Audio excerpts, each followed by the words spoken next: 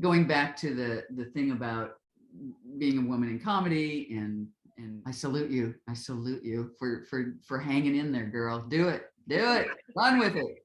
But it's like there was always this thing of like when you got introduced, ladies and gentlemen, we have a woman here, and like we've captured her outside and put her in a cage and brought her in for you to look at, like some sort of P.T. Barnum exhibit or something like that. But we were that scarce, not extinct certainly, but just a rare animal, a rare bird to like be, bring on stage. There was one place in, I think it was South Carolina. Dana Gould, excuse me, tells this story. We were both in Atlanta the week after this happened to me. The stage is against a wall, and you sort of entered along this wall, and there were people sitting around the lip of the stage.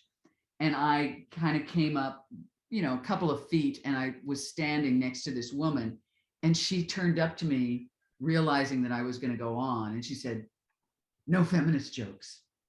And I looked at her like, hadn't planned on it, right? At the time, I thought, oh my God, was she warning me? I think is really what it came down to. It wasn't that she didn't want to hear them, but she was just like, don't you dare, like, don't be saying that word on stage, right? That's going to get you in a heap full of trouble. Just that interchange has changed over time with me thinking, okay, maybe she did me a real favor there. Although I didn't really have any feminist jokes at all, but it just, just the idea of, yeah. And I think also because there was such an environment here and so many comics, I was a real student of it. I wanted to know and see everybody. So I hung out and watched people. And whenever I worked with somebody, there was always something to pick up from somebody's delivery or their timing or how they were phrasing it or whatever. So I loved the idea that I had this, it was a smorgasbord of all these different comics. And of course, there's all sorts of incest with the jokes, kind of. I won't mention names, but I know that there are several people that borrowed somebody else's persona or how they delivered jokes. And for some reason, it fit on them better than it did on this other person. And so they made a career of it. And I don't know if they ever, came to loggerheads about it, but it's really apparent to me because I watched both of them. It's just like, why is he doing so-and-so? What's this new thing that he's doing, right? So, and even Paula Poundstone, she was studying as well. I mean, she was a great student, as it turns out.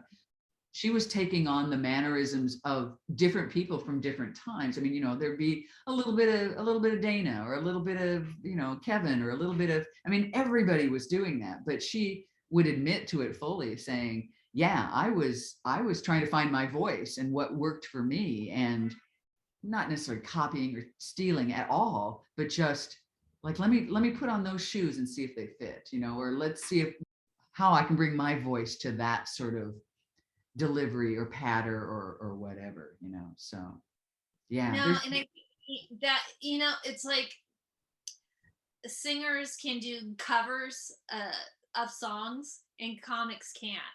It would be great if there was like comic karaoke where you could go and do Richard Pryor, and you get that out in that way, and you take on that voice and you learn from it. But we don't have that. So you really, it's like, how do you integrate the people that you like and the people that you emulate in your own way? And it's hard. I've heard many stories about comics saying that when they first started out, they got up at their high school talent show and did Pryor's material or so-and-so's material, thinking that was, I mean, they were young, they didn't know, but that's how they first got their ability to be on stage in front of people, because they had this backlog of really fine material that had been written for them, not for them, but by somebody else that they were doing or mimicking. That's legitimate. You copy art. Styles. Yeah. And that first year, you don't know what you're doing. No. So. No, exactly. And I can remember Will Durst telling me, you've got to get on stage 500 times before you can even be considered a comic. And so I actually kept journals. I have many journals, and there's always a number, like this is 250, you know, or this is five. And I got to 500 before I quit, certainly. I feel really lucky that I was able to get booked as much as I did. And I fully give that over to the fact that I was a woman and that I was different, and it was a novelty. I can do novelty. Yeah. Yeah, but well, you know, but and whatever gets you on stage. And the thing is, it's the novelty of that, because you know, with the stutter, like, oh, that's interesting. It's interesting for 2 minutes. Then you have to be good, and right. it only carries you to a certain extent. You could see even how I dressed. There was some color, there was some, but you know, I had the suit jacket with sleeves rolled up. That was all very 80s, right? Very, And yeah. and I mean, almost a uniform among comics. And in fact, I worked with a guy, David Tell, as a matter of fact. I worked with him in Virginia Beach, I think. You know, we had our separate hotel rooms or whatever, and we came out and we both had the same jacket on. And we looked at each other, and it was sort of like, I think he was more offended than I was, but it was just hilarious that it's like, I still have the jacket, I think, because I really liked it. It was a nice brown horizontal weave, and it was, you know, and the sleeves rolled up really nice. You know, whether I was, you know, kind of camouflaging myself, or if that uniform was more about, yeah, I'm going to roll up my sleeves and get to work with you people, you know, like it was my Yeah, business suit ultimately, which yeah, I find it great that the hosts of late night television are rarely wearing suit jackets anymore because they've gone through COVID, right? And now they're like, you know, pajama tops, not really, but they're, you know, they're in casual clothes, which is great. yeah. Why do we think we have to have a business suit on or a business jacket on to do, you know, serious comedy? Not really. I mean, you know, I guess Seth Meyers had sort of a desk job as a news commentator, and that made sense. But Yeah. anyway. Well, and you know, the first one to not wear a suit was Mort Saul, and that was because Oh, that's right. B- B- Banducci told him to. Right.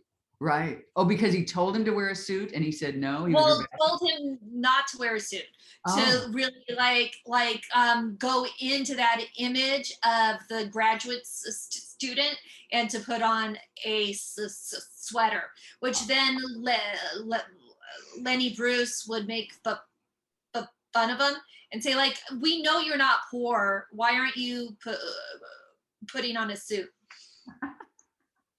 So wow. I didn't know also that. interesting to me.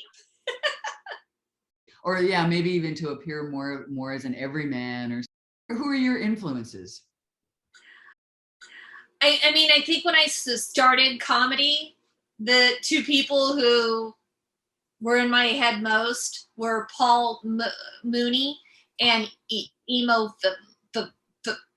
Phillips. I know, right? Wow. Wow. But Talk about a spectrum, my friend. There you go. Wow. they both wrote. And that is the thing, is like, I love well written jokes that are unique.